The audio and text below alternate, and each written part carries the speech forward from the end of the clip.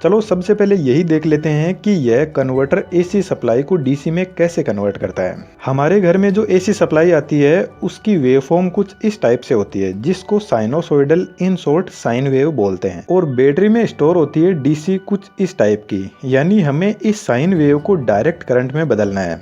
यह pure sine wave सिर्फ जो जनरेटर इलेक्ट्रिसिटी जनरेट कर रहा है वही बना सकता है। बाकी ऐसा कोई भी कन्वर्टर नहीं है जो प्योर 100% साइन वेव पर काम करता है। हमारे घर में एक नॉर्मल स्विच होता है जो बल्ब को ऑन ऑफ करता है, और पावर इलेक्ट्रॉनिक्स में बहुत सारे इलेक्ट्रॉनिक स्विच होते हैं जिनको हम डायोड, एससीआर, मॉसफेट, जीटीओ यह सब बोलते हैं। इनमें से कुछ स्विच तो ऐसे हैं जिनका कंट्रोल हमारे पास में होता है, और कुछ ऐसे हैं जिनको हम कंट्रोल नहीं कर सकते हैं। फॉर एग्जाम्पल फैन का रेगुलेटर, उसमें लगा रहता है एससीआर, उसको हम अपने हाथ से रेगुलेट करते हैं, जिसकी पूरी प्रोसेसिंग हम किसी दूसरे वीडियो में डिस्कस करेंगे। अभी सबसे पहले हम इस कन्वर्टर की बेसिक स्टोरी समझ लेते हैं। यह जो साइन वेव है यह बाई डायरेक्शनल है, इधर पॉजिटिव और इधर नेगेटिव, जबकि डीसी की डायरेक्शन एक ही होती है। हमारे घर में जो एसी सप्लाई आती है उसकी फ्रीक्वेंसी 50 हर्ट्ज की होती है। 50 हर्ट्ज का मतलब है यह वेवफॉर्म 1 सेकंड में 50 बार ऐसे ऊपर नीचे होती है। यह ऊपर और यह नीचे दोनों मिलाकर एक पूरी साइकिल होती है, और इस टाइप की 50 साइकिल 1 सेकंड में कंप्लीट होती है। इतनी फास्ट यह ट्रेवल करती है।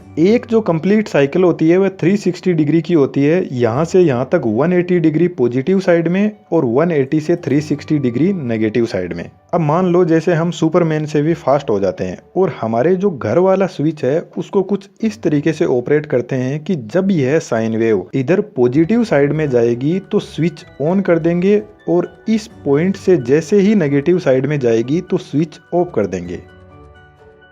जब वापस पॉजिटिव साइड में आएगी तो स्विच ऑन कर देंगे, और फिर नेगेटिव में जाएगी तो स्विच ऑफ कर देंगे। कर लोगे ना इतना फास्ट काम? 1 सेकंड में 50 बार स्विच ऑन ऑफ करना है। तो जब हमने आउटपुट में वेवफॉर्म को देखा तो नेगेटिव साइड में जो भी साइन वेव थी उसको स्विच ने ब्लॉक कर दिया, और हमें जो एसी सप्लाई बाई डायरेक्शनल थी उसको सिंगल डायरेक्शन में बदल दिया। अब सिंपल सी बात है, हमारे घर में जो स्विच है वह तो इतना फास्ट काम कर नहीं पाएगा, इसलिए पावर इलेक्ट्रॉनिक स्विच बनाए गए जिनमें डायोड, एससीआर, मॉसफेट, जीटीओ यह सब होते हैं। तो जो आउटपुट में अपने को वेवफॉर्म मिली है यह डायोड बनाता है। डायोड सिर्फ पॉजिटिव साइकिल को ही पास करता है, नेगेटिव साइकिल को ब्लॉक कर देता है, और हमें आउटपुट में कुछ इस टाइप की वेवफॉर्म मिल जाती है। और इस टाइप का जो रेक्टिफायर होता है इसको बोलते हैं हाफ वेव रेक्टिफायर, क्योंकि हमें आधी ही वेवफॉर्म मिली है। और इसका जो पावर इलेक्ट्रॉनिक सर्किट होता है वह कुछ इस टाइप से बनता है। इधर से सप्लाई दी जाती है 220 वोल्ट एसी, यहाँ पर डायोड लगा हुआ है, और आउटपुट में हमें कुछ इस टाइप की वेवफॉर्म मिल जाएगी इन दोनों पॉइंट पर। लेकिन हमें तो पूरी वेवफॉर्म चाहिए, इसके लिए 4 डायोड का सर्किट बनाते हैं कुछ इस टाइप का, और इसे बोलते हैं फुल वेव रेक्टिफायर। चलो देखते हैं इसका आउटपुट में हमें क्या मिलता है। जब पॉजिटिव साइकिल होगी तो डायोड D1, D2 यह दोनों काम करेंगे। सप्लाई कुछ इस तरीके से जाएगी पॉजिटिव साइकिल में, और यह दोनों आउटपुट में हमें इस टाइप की वेवफॉर्म देंगे। अब जब नेगेटिव साइकिल आएगी तो इन दोनों डायोड को नेगेटिव साइकिल में नेगेटिवली ऑन किया जाएगा, और अब की बार सप्लाई जाएगी इधर D3 डायोड से होते हुए D4 डायोड से होते हुए अपना पाथ पूरा करेगी, और हमें आउटपुट में फिर से वेवफॉर्म मिल जाएगी कुछ इस टाइप की। यानी पॉजिटिव साइकिल में डायोड D1, D2 काम करेंगे, और नेगेटिव साइकिल में D3, D4, और हमें जो बाई डायरेक्शनल एसी सप्लाई थी वह सिंगल डायरेक्शन में मिल गई है।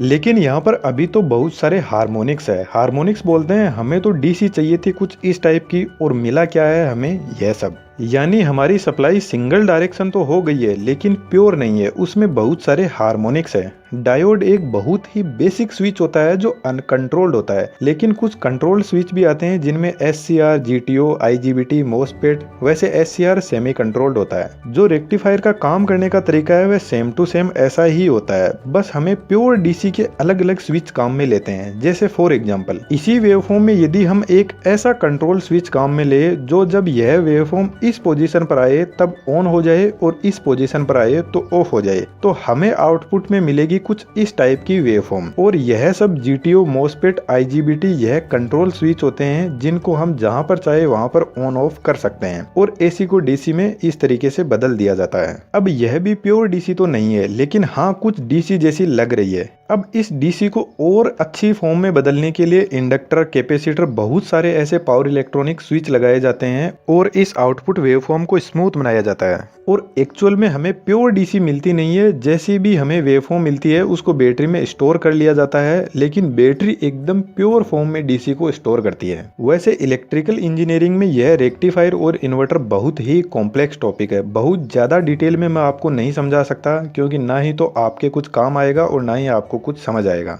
लेकिन एसी टू डीसी में कन्वर्ट करने की जो प्रोसेस है वह ठीक ऐसी ही है जो मैंने आपको ऊपर बताई है। अब आता है